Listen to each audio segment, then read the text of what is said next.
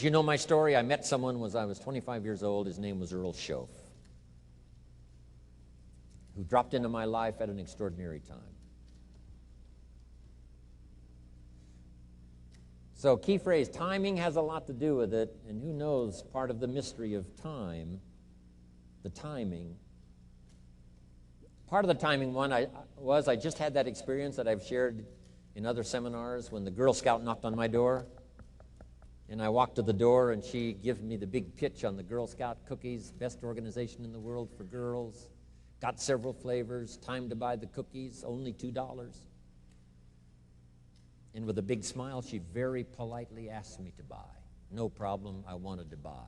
Big problem, I didn't have $2 in my pocket. And I didn't want to tell her that. So I did what I thought was next best. I lied to her. And I said, hey, look, I've already bought plenty of Girl Scout cookies. We've still got plenty in the house we haven't eaten yet. She said, oh, that's wonderful. Thank you very much.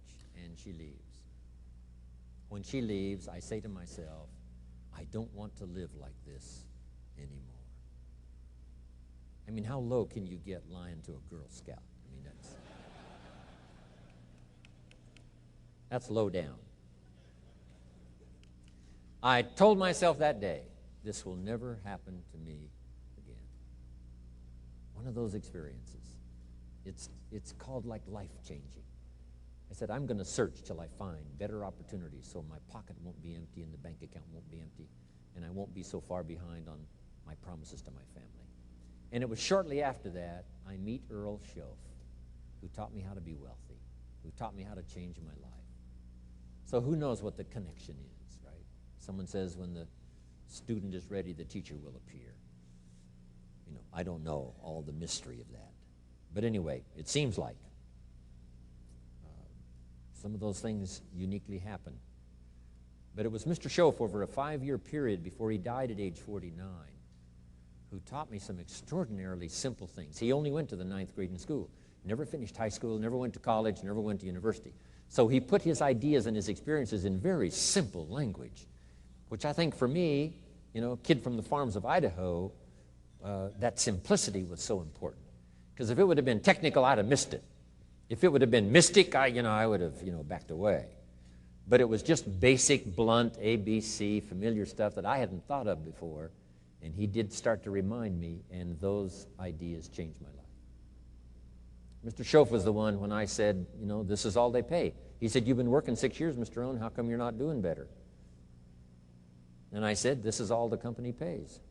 He says, well, that's not true. I said, no, this is my paycheck. This is all the company pays. He said, no, this is all the company pays you. I thought, that's a new way to look at it, right? He said, doesn't the company pay 2, 3, 4, 5 times this amount to other people? And I said, well, yes. He said, well, then this is not all the company pays. It's all they pay you. And if you qualified, wouldn't your income grow 2, 3, 4, 5 times? I said, I suppose. So he said, we don't have to work on the company. We have to work on you.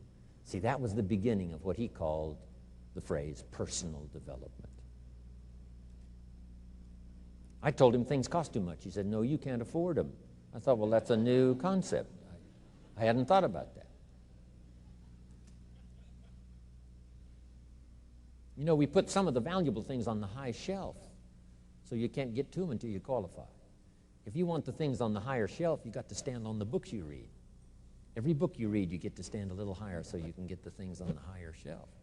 See, I learned those concepts. It was so incredible. And here was the most important one. Success is something you attract by the person you become. See, that phrase changed my life. Success is something you attract by the person you become.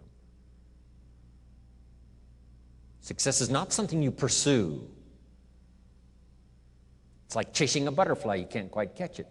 Success is something you attract by becoming an attractive person. See, those were new concepts to me. I'm just working hard trying to make a living. Here's what he said to me. This changed my life. I got a chance to teach this in Moscow and across Russia. 3 visits, now the 4th. Here's what Schoaf taught me. Profits are better than wages. Nobody taught me that in high school. Nobody taught me that. I went to 1 year of college. Nobody taught me. Profits are better than wages. Wages make you a living. Profits make you a fortune. And how could you work on both a living and a fortune? He said, well, you could start part-time working on your fortune while you're working full-time on your living. I thought, wow. Now he said it's fun to get up in the morning.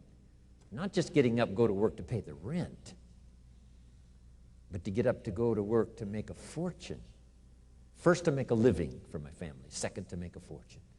And he taught me how to make both a living and a fortune. Guess what I did? I learned how to make both a living and a fortune. And I found out anybody could do it once they get the information. And at age 25, I started receiving this extraordinary information. Here's what he said: your income is directly related to your philosophy, not to the economy. I thought, no one ever told me that. I kept hoping the economy would change. He said, no, your philosophy has to change. I assured him that I had my fingers crossed. He said, that won't help. Then what could I do to change my income and multiply it by 2, by 3, by 5, by 10, and then multiply it by 10 again? What could I do? And he started giving me the disciplines and the process of learning the skills to change my life. This was an extraordinary man. Those were extraordinary times for me, life-changing in every manner that you can imagine, but very simple ABC concepts. Here's what I learned: not to search for the exotic until you've discovered the basic. And those basic philosophies that he shared with me during that time were life-changing, and he called it personal development.